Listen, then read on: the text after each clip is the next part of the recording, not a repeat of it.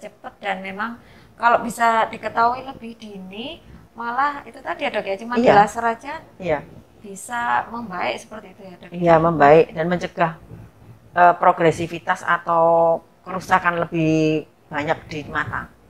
Oke.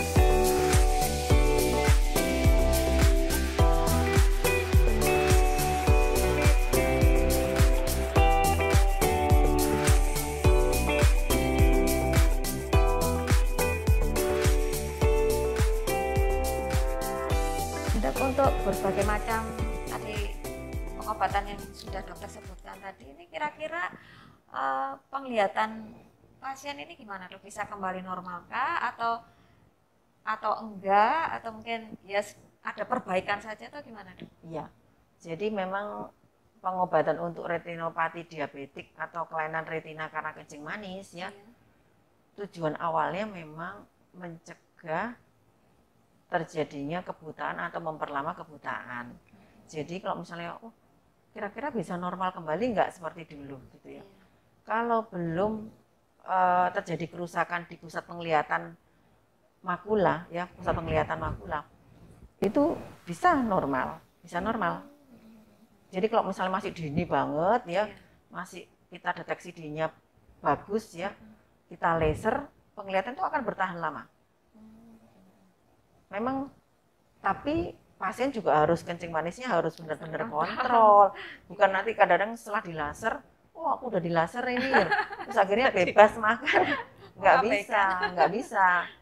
Jadi itu harus seumur hidup itu dia harus kontrol kencing manisnya terus gitu. Artinya laser tuh bukan sekali laser udah gitu, bebas enggak ya gitu, enggak. Kemudian apa tadi tentang operasi ya, yang operasi tadi mungkin ada istilahnya, mungkin nggak bisa di istilah bahasa Indonesia soalnya. Jadi operasi yang pada perdarahan mata, pada retina yang sudah lepas karena kencing manis, itu operasinya namanya vitrektomi. Vitrektomi itu memotong vitreous, cairan vitreousnya itu yang sudah kotor ya karena darah, itu kita potong, kita ganti. Nah, kita ganti cairannya. Kalau misalnya itu karena retina lepas, itu bisa kita ganti dengan silikon. Cairannya kita ganti dengan silikon supaya retinanya itu menempel. Ya, kita bersihkan. Tapi kalau retinanya belum lepas, kita bersihkan darahnya, kemudian kita laser, kita ganti dengan cairan steril di dalam mata. Nggak perlu diganti dengan silikon ya dok ya? Nggak perlu. Tapi kalau retina yang sudah lepas, itu biasanya kita untuk menekan supaya nempel, itu kita ganti silikon di dalam mata. Jadi silikonnya kita tanam beberapa bulan supaya retinanya nempel, dan nanti dalam jangka kira-kira minimal 4 bulan kita ambil lagi silikonnya. Selama waktu itu pasien bisa pulang dulu ya dok ya? Oh bisa, ya, bisa pulang. Dan selama itu gimana dok? Maksudnya pasien ini bisa melihatkah atau bisa melihat ya, bisa melihat.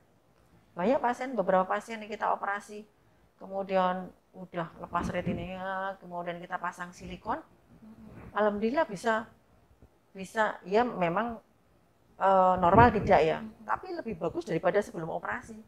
Sebelum operasi tuh kadang-kadang pasien kan frustasi ya, saya nggak bisa lihat, dua-duanya nggak bisa lihat. Setelah dioperasi, alhamdulillah bisa baca.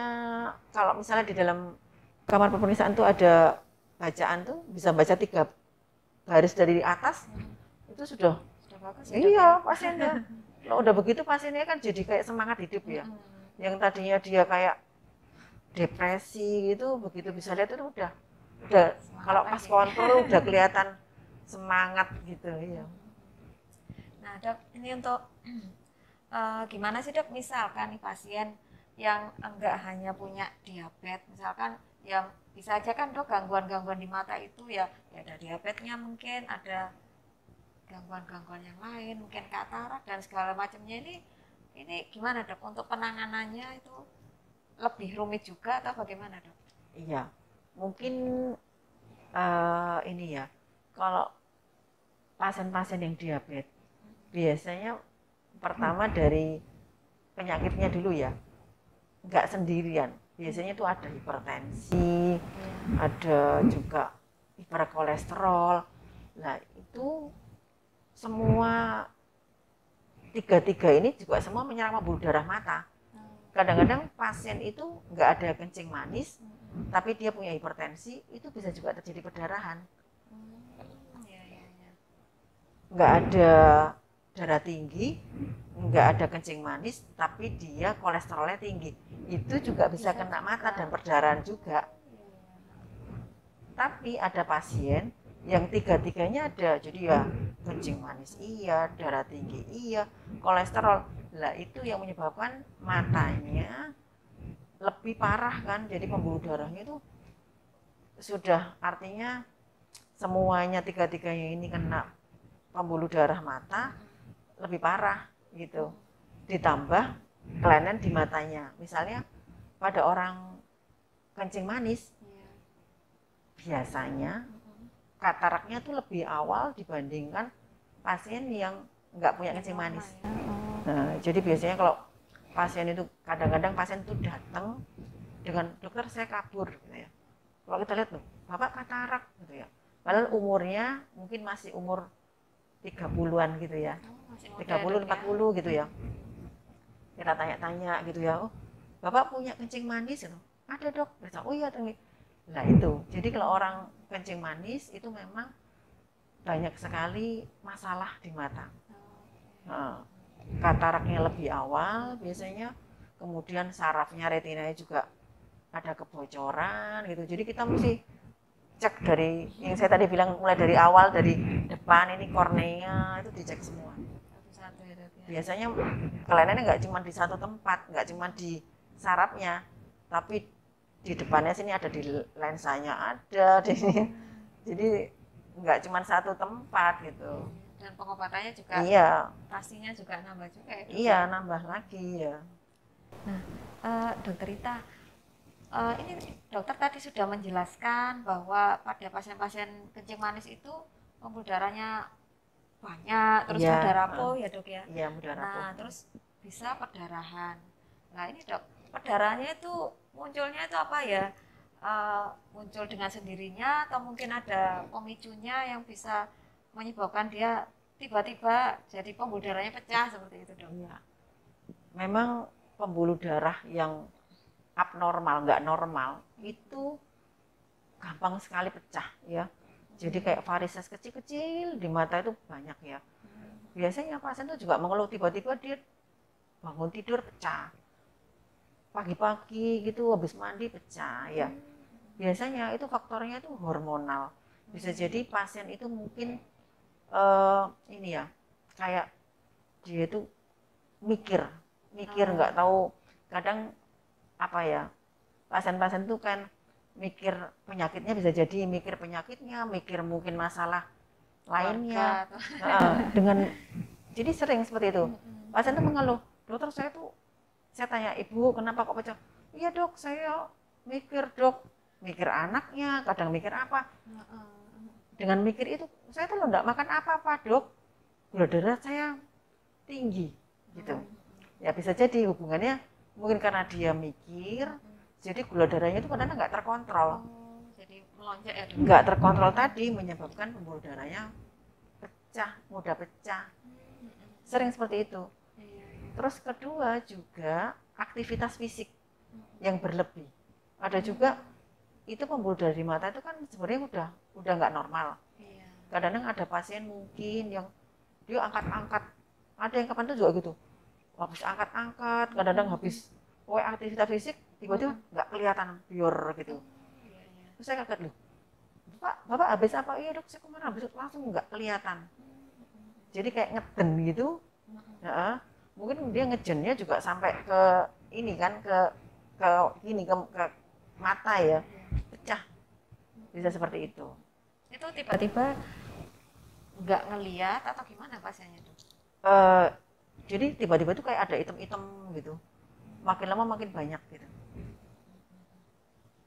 Dan ini biasanya pasien juga langsung aja ke UGD ya dok ya, nggak usah nunggu besok paginya ke mata biasanya dia pecah pak, biasanya gitu.